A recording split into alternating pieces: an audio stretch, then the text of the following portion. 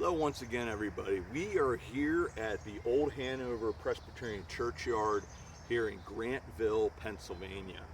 We been here a lot of time, guys. Today is July 4th, 2025. This channel started not really meaning to.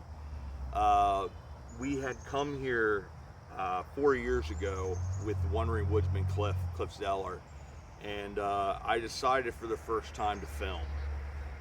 And it's been quite the journey. It takes you a while to find your voice.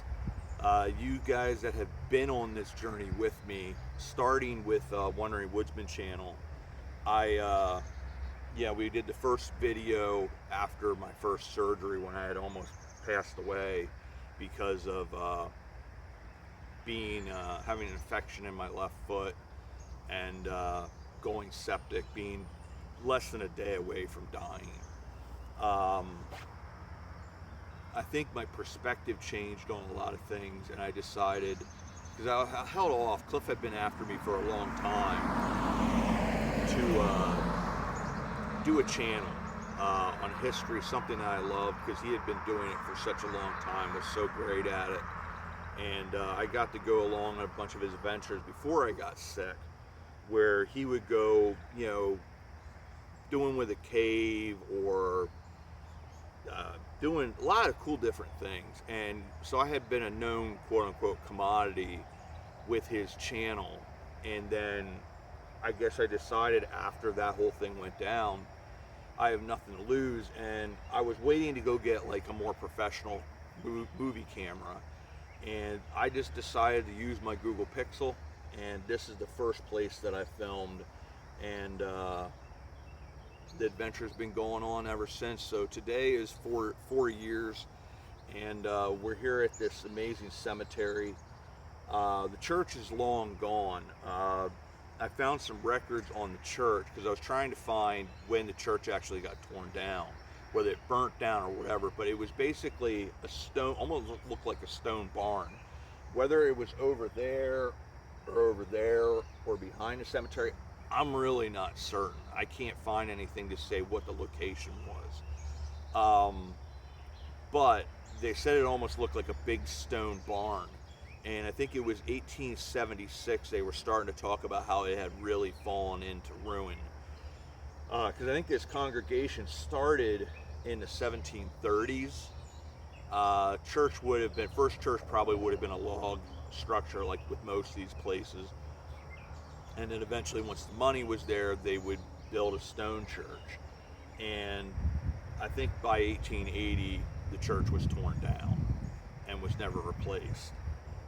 So this is actually, I believe this is on National Register of Historic Places, either for Pennsylvania or nationally. It's a really famous cemetery because John Rogers, who was the co-chair of the Hanover Township's Hanover Resolves, which being the day that it is, it's probably a good time to talk about it. The Hanover Resolves were their very first Declaration of Independence, airing of grievances type document that was ever made in the colonies. There is some controversy. There's something I believe is called the Mecklenburg document, but I guess it was discovered that the dates were fake and maybe it was written much later and then presented as the first. This Hanover Resolves was done on June 6th, officially signed June 6, 1774. So a little under 2 years, I should say, from our own Declaration of Independence. And the Hanover Resolves were more an airing of grievances. It was very sort of generic. It was the first of its kind. So they did not know what the reaction was going to be. Colonel Timothy Green, who's buried over in Dauphin County. It's a little town called Dauphin. We visited there for the Pennsylvania Historic Marker and found his grave. He was the chairman. He fought in the French and Indian War. Colonel John Rogers, who went to this church, but is actually buried over at Derry Presbyterian Church. He's listed here as being buried here on the plaque. It was a misunderstanding of record. Supposedly there was a William Clark buried here. His father was one of the signers of this Hanover Resolves. William Clark Jr. went on to become the 4th Treasurer of the United States, not Treasury Secretary, but the head of the Treasury, and as an appointed position, and these guys could serve for as long as they wanted, really. Find a Grave has since taken him down. I haven't been able to find where he's actually buried. He very well may be here. Like in most of these older cemeteries, you have open spots, and they're not actually open. There are graves there. It could be that somebody had a wooden, marker. Could be that it was just what they called like a field stone, which is usually a piece of limestone that was put in the ground. But there were 9 men that signed the Hanover Resolves. It makes a lot of sense. There's no evidence of it, but a lot of sense it would be made if it was done at the church. So it was treason what they were doing, and they were putting everything, that they owned. These were men that were tradesmen, gentlemen farmers, number of different things, and they really put their life on the line to be able to make this first document of its kind happen. And it probably happened right here with the church. But their livelihoods, their family, everything they owned, their own lives were very much in danger, because depending on how the British would have reacted to it, they could have been given a traitor's death, which was to be hung, drawn, and quartered, which was a horrible way to die. Where this happened was probably the appropriate place where it could have only happened first, because of this at the time would have been frontier. You had a lot more freedom of speech at that period of time, so it would have been possible for them to do this and not get a traitor's death, because the British presence wouldn't have been as prevalent as, say, Philadelphia, Boston, New York City. In those areas, you had a lot more loyalists. It would have been a lot more likely you would have been reported. Your freedom of speech was, in a lot of ways, non-existent. So in those places, it couldn't have happened as quickly. The result of the Hanover Resolves was that you had, think of a body of water that's still, and you throw a rock out into that body of water. Well, you'll have that ripple effect. Within a month, Middletown, Hummelstown, Lebanon all had their own resolves. About a month later, roughly, a little more than a month, Lancaster County, which is at this time, this is Dauphin County now, but then it would have been Lancaster County. And Colonel John Rogers and Colonel Timothy Green were asked to join the Lancaster County Council committee on those resolves. And they were more specific. And by the time you got to Lancaster City, then they got very specific about the grievances that they had, the abuses of the British government and crown. And, how much of an effect did it have on those documents, on the Declaration of Independence? I would say none with the Declaration of Independence. This is not the most famous Hanover Resolves.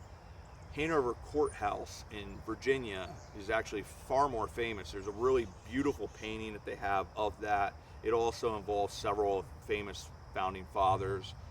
So if you look it up on the internet, but other than what I have, and also Laura from Marker Quest has a really cool blog on it, there's not a whole lot on this one. Whereas the Hanover Courthouse, there is quite a bit. They like Declaration of Independence, for instance, Thomas Jefferson was very much a man of the moment. So he understood the moment and then wrote accordingly. So he understood the gravity of that moment, of that document, the Declaration of Independence, which is considered, and justifiably so, as one of the greatest political documents in the history of mankind. He very well might have been aware of it. Certainly Ben Franklin with the Pennsylvania Gazette, it would have been something of great intrigue. How much of an effect? Probably not a whole lot. It's famous for its one line that we're going to trust our cause to heaven and our rifles. There's an eloquence. This was based on principle. These guys were willing to suffer the very worst of consequences simply because they loved this land that they were in and felt that they could be their own country. And they also knew what that meant. You would be potentially taking on the greatest empire, the greatest army and navy in the world at that time. There's no way to refute that. It was basically certain death. And based on principle, they felt very much that they didn't have a choice, but also it was their duty. You know, they had a responsibility to stand up to a tyrant, and that's how they felt they were being treated. So it's such a monumental moment in our history, and it happened right here in Hanover Township, what today is Grantville, Pennsylvania. And it's sort of what started it all. And you're like, oh, you know, did it influence everybody? Everybody in the colonies felt the same. It's a basic thirst for freedom. It's the want and desire for justice. They felt they were British citizens, and they weren't being treated as such. They were also being penalized for the French and Indian War, which was, in essence, a game of chess between two empires, the French and the British. And in essence, the British and the French used the Native Americans here in the New World and the colonists or the settlers as pawns. And the British Empire decided this was an expensive war. Let's start taxing the colonists to get our money back. And of course that started, I believe it was with the Stamp Act, got repealed rather quickly, but it was one tax after another. You saw the brutality in Boston. You had the Boston Massacre. There were so many abuses. They felt like the British Empire was occupying, even though we were part of the British Empire, we were being treated as hostile. And we really weren't until we got pushed to that point. And that's what led up to July 4th, 1776, when we declared our independence, and we had had enough and gave the final airing of grievances. And here is the place really where it all started. So we're going to walk into the cemetery. We're going to talk a little bit about some of these different graves, look at it, and celebrate our 4th anniversary. The cemetery may be a different video because this one's going to get relatively long. I am going to return here because I have to go for the Lebanon PA 250. This is where I want to start that series, because this is, like I had said, this is really where everything started. And even though this is outside of the Lebanon Valley by just a couple miles, because of this connection to the Lebanon resolves, and eventually with the Muhlenberg political dynasty, with one of the first places the Declaration of Independence was read was at the Old Salem Lutheran Church, now today on the northwest corner of 8th and Willow Streets.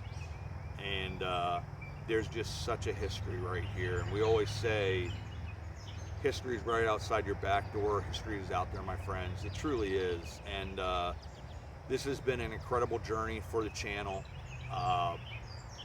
I'm very fortunate to have you all. You've made this an experience and a journey well worth taking. and I'm so very, very thankful to have taken it with you guys. I jokingly say that well, it's not jokingly, I say as a family, and that we're the hometown homies, but there's got to be a name that we can give to ourselves. But you guys truly have been a family. I can't say how much I appreciate every single one of you, because this is really, in a lot of ways, this channel saved my life. It's given me something to aspire to. It's taken time, like anything that's good and worthwhile does. But it really has given me a lot.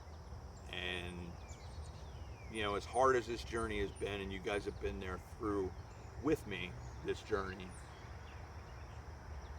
it really has been quite the experience, and I'm very, very thankful for that experience with you guys. So as always, I want to say thank you. We're going to do that other video separately, and but just this is the right place to come and do it and celebrate our 4th anniversary. So congratulations to you, congratulations to me. Thank you so very, very much. From the bottom of my heart, I really, truly am thankful. And as always, history is out there, my friends, and we will see you all about town.